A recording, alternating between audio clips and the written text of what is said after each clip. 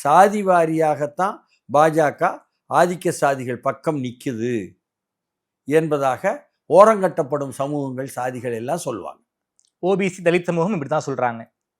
அப்போ சாதி வாரியான செயல்பாடுகளை செய்வது, வாயால் இந்து வாக்கு வங்கி என்று ஒன்று இருக்கிறது, அதை உறுதிப்படுத்த வேண்டும், திடமாக்க வேண்டும்னு சொல்வது. ஓகே, இப்படிப்பட்ட இரட்டை நாக்கு தான் ஆர்எஸ்எஸும் சரி பாஜகவும் சரி.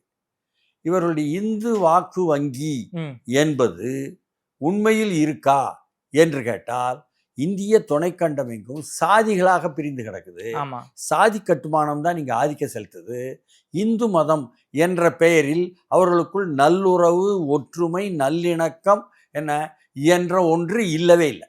கரெக்ட் இல்லையா? இந்து மதம் தான் முக்கியம், இந்து ராஷ்டிரம் தான் ஏற்படுத்தணும் என்று சொல்லக்கூடிய ஆர்எஸ்எஸும் பாஜகவும் அப்படி ஒரு ஒற்றுமை யதார்த்தத்தில் இல்லை என்பதை தெரியாமல் இல்லை.